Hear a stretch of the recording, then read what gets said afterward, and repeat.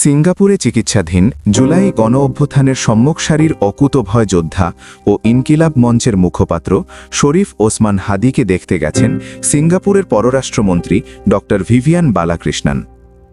প্রধান উপদেষ্টার press wing থেকে বুধবার রাত 10:30টায় প্রকাশিত এক প্রেস বিজ্ঞপ্তিতে জানানো হয়, রাত 9:40 সিঙ্গাপুরের পররাষ্ট্রমন্ত্রী ড ভিভিয়ান বালাকৃষ্ণন প্রধান উপদেষ্টা প্রফেসর মোহাম্মদ ইউনুসকে ফোন করে হাদির চিকিৎসার সর্বশেষ অবস্থা সম্পর্কে অবহিত করেন। এ সময় তিনি জানান, শরীফ ওসমান হাদির অবস্থা অত্যন্ত সংকটাপন্ন। এ প্রেক্ষিতে প্রধান উপদেষ্টা দেশবাসীকে শান্ত থাকার আহ্বান জানিয়ে হাদির সুস্থতার জন্য দোয়া ও প্রার্থনা করার অনুরোধ জানান।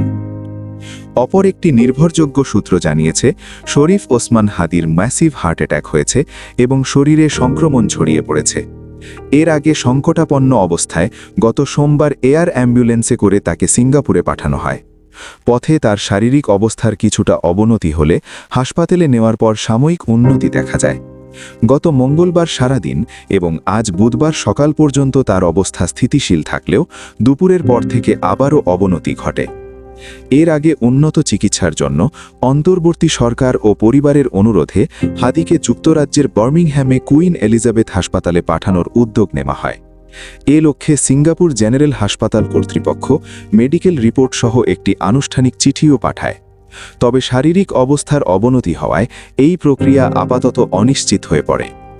সূত্র আরও জানায়, হাদির মাথায় একটি অত্যন্ত জটিল অস্ত্রোপচার প্রয়োজন, যা সিঙ্গাপুরে করা সম্ভব নয়। এ ধরনের অপারেশনের জন্য যুক্তরাজ্যের কুইন এলিজাবেথ হাসপাতালে উন্নত ব্যবস্থা রয়েছে। শুরুতে ইনকিলাব মঞ্চ এবং বাংলাদেশ ও যুক্তরাজ্যের কয়েকজন শুভানুধ্যায়ী তাকে ব্রিটেনে নেবার উদ্যোগ নিলেও বর্তমানে সরকার বিষয়টি গুরুত্বের সঙ্গে দেখছে। বুধবার সকালে উপদেষ্টা ফাউজুল কবির খান, মুস্তফা সারোয়ার ফারুকি ও ড সাইদুর রহমান টেলিকনফারেন্সের মাধ্যমে হাদির বড় ভাইয়ের সঙ্গে কথা বলেন এবং সরকারের পক্ষ থেকে সর্বাত্মক সহযোগিতার আশ্বাস দেন। চিকিৎসকরা জানিয়েছেন, দীর্ঘ সফরের জন্য হাদির শারীরিক অবস্থা উপযোগী কিনা সে বিষয়ে সিঙ্গাপুরের চিকিৎসকদের সবুজ সংকেত পাওয়া অত্যন্ত জরুরি। চিকিৎসকরা সম্মতি না দিলে তাকে ব্রিটেনে নেওয়া ঝুঁকিপূর্ণ হতে পারে।